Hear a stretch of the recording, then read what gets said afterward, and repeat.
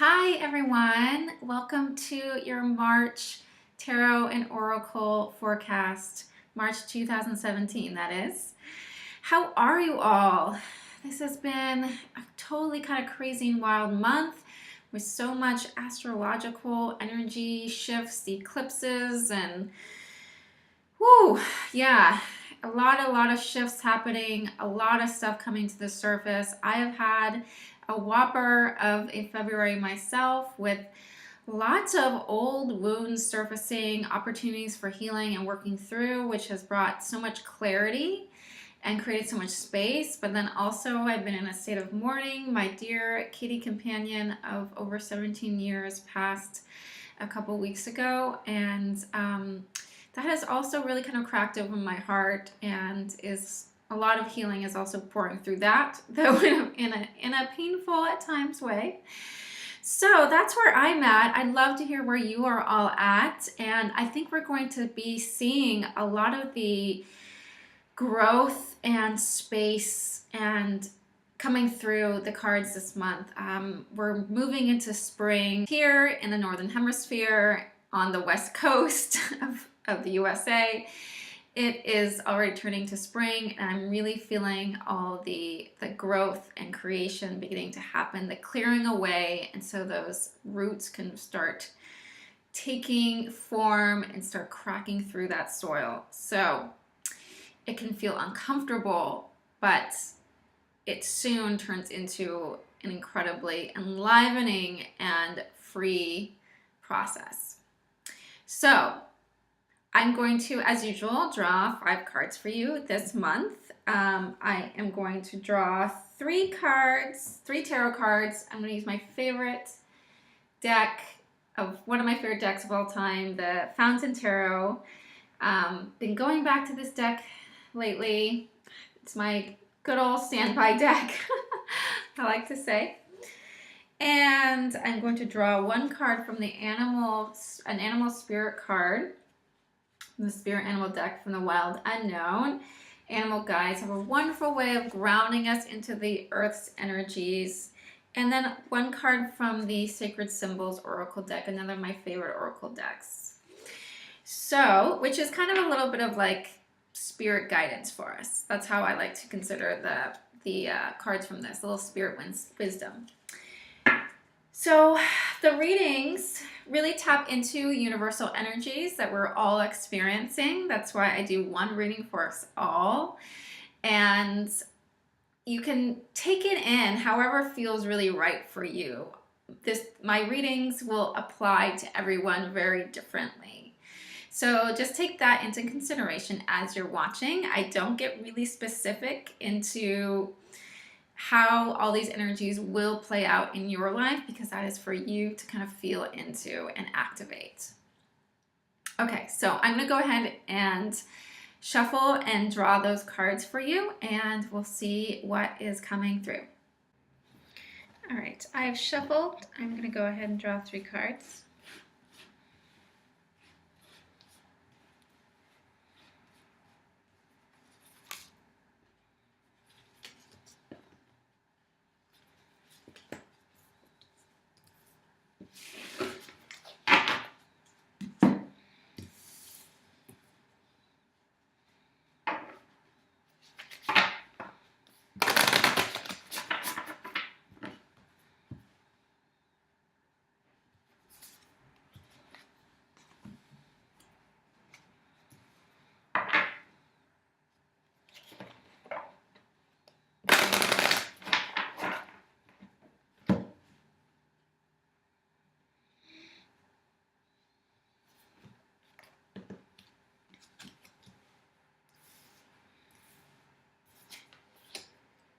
The Emperor,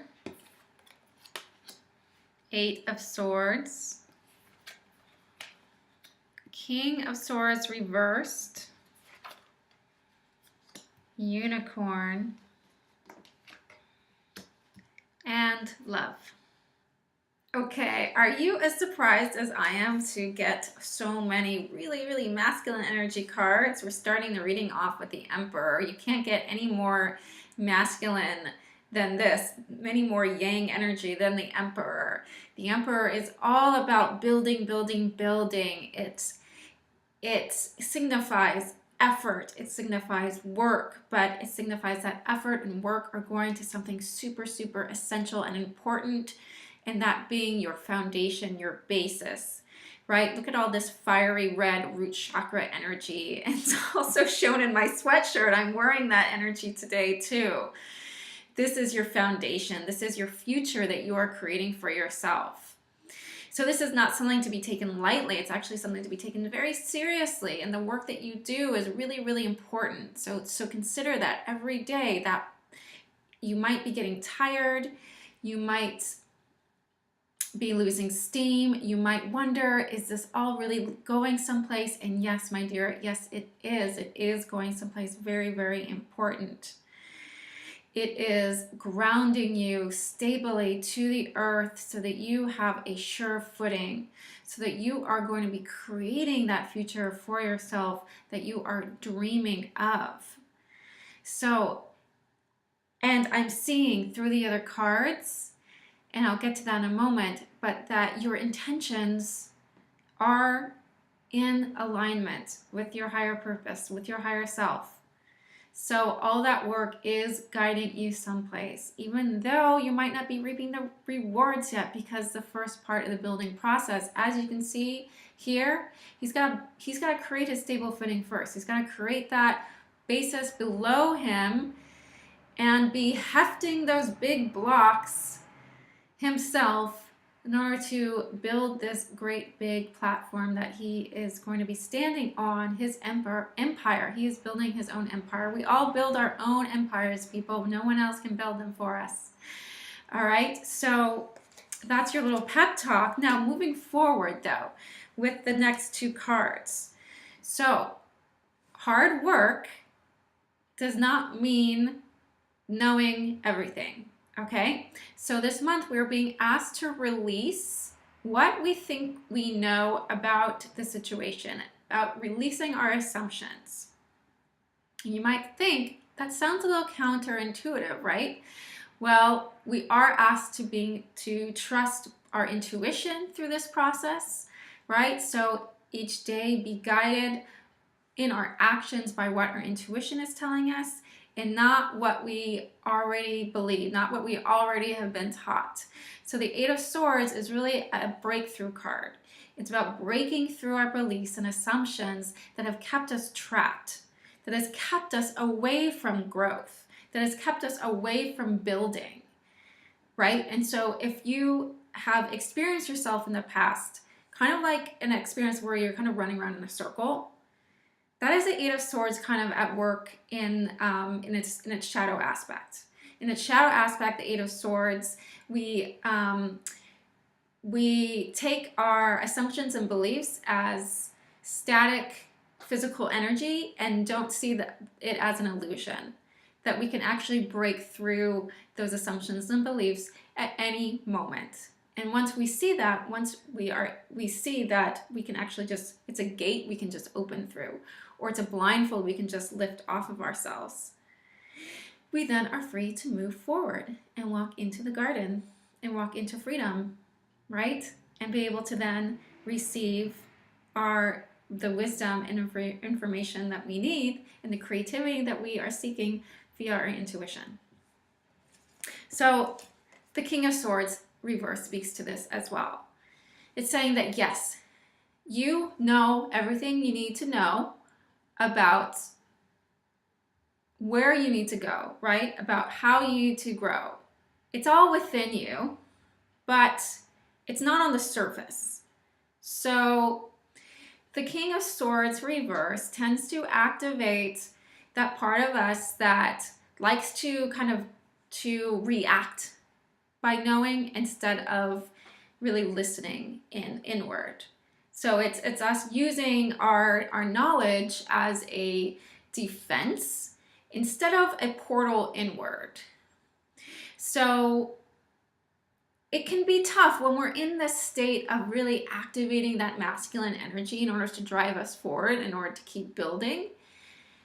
We do sometimes tend to then use use the contents of our brains and our knowledge in that same way, in that kind of like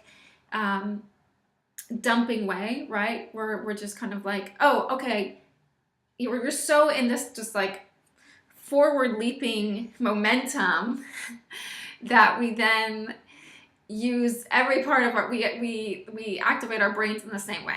Okay, and so this is going to feel a little bit unnatural sometimes to be able to actually take a more receptive role with what we know and less of an active role. And then the active role is really what in us building through our desires, through our actions, through the practical aspects of our lives. But the knowing is going to come from deep within. The knowing is going to come from a connection that you have to the universal energy around you, to spirit, to the universe, to however you like to call it, to God, however you like to call it, right? So you are still having trouble seeing it there. There we go, that's better. You are still the King of Swords. You are, right? The King of Swords knows that it doesn't all come like right in here. It's not all like right in the center, forward, forehead right here, right? It's going to come from opening the portal and allowing yourself to be a channel instead of a storehouse. So then moving forward, so I talked about how we're activating our intuitions this month instead. So instead of a storehouse, we're being a channel. And part of my direction towards that is through the unicorn card. So the unicorn, check out just where the unicorn's horn is. It's right in the third eye, and that is the portal to all our clairs. So extrasensory capabilities. So being able to intuitively pick up signs and signals that are being sent to you through visual cues, through signs, and through visions that come to you, through your dreams, through things that you hear, either clairaudiently or actually just hearing in conversation. So it's really opening yourself to really receive the messages and listening, right? And this is again, like I said before, a very passive mode to be in, right? And so you're not going to the state of being like, okay, now I'm gonna close my eyes real tight and focus, and I'm gonna receive a message, right? That's a pushing again.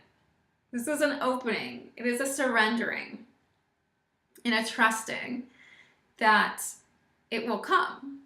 It can feel confusing this month because it is such a different position to be in from this super strong, fiery, forward-moving Emperor energy, right? So there is going to be a very push and pull type of dance. Yeah, that's a good word for it. A dance that we're doing this month. Acting, surrendering. Acting, surrendering. Little dance with yourself. Finally, the last card that has come through today is love. And this is, I mentioned at the beginning that we are in alignment. And this is really what told me. Whenever I draw this card, it tells me, oh, Charlotte, you have nothing to worry about. It's okay, love. You're good. You're all in alignment. You might be overthinking things, but just breathe, relax, and let go, and it's all fine. You are right where you need to be. The world is listening to you. You are listening to the world. And your intentions are right in alignment and moving forward. It's all coming from a place that is opening you to more love, to receive more love, to give more love. It covers this whole reading with the sense of, it contains it in a way where it just tells us that as confusing as the process might be at times, and as how much doubt comes in from this strange process of like, okay, yeah, I'm building, I'm acting, I'm creating this foundation, below me, and I'm listening, I'm pulling back and listening, and then I'm receiving a message and I'm acting again, and then, oh wait, now I have to go back and listen again. And it can be uncomfortable and confusing to be in this dance with yourself, like I said, in this little dance. But know that love is not comfortable. Love is the universal life force energy. But guess what? It's neutral. It is neither light nor shadow. It is neutral. Love is neutral energy. And so love can feel sometimes very uncomfortable. I know that's very strange because people think about love as being all on the light side. But if that was the case, then when you lose something close to you, or when your heart breaks, it would all feel like wonderful, right? It doesn't feel wonderful. It can feel painful. So love is what is real. Love is what activates this life force energy in us to create. And to create, we also must destroy. So love is destruction and creation at the same time. And so, as you're breaking through old belief patterns and assumptions this month, right? You're releasing that, you're destroying that, you're creating movements and pathways for new to come through. You're building, moving forward, you're surrendering to receive. This is all coming out of love. This is love. This is the process of being in such a aligned and honest relationship with yourself, with spirit, with your highest self, with the universe. This is you being in flow. Okay, so that is this month's reading. Please subscribe to my channel if you have liked this reading. I would love to have you back here again. Please visit my website at dreamintuition.com, where you will find one-on-one sessions with me, intuitive tarot readings. I'll also have a couple groups coming up. So lots of things to find there, lots more videos and blog posts. I got my Sacred Intention Challenge, which is an evergreen challenge that you're always welcome to take. So thanks again, and I will see you all next month. Bye.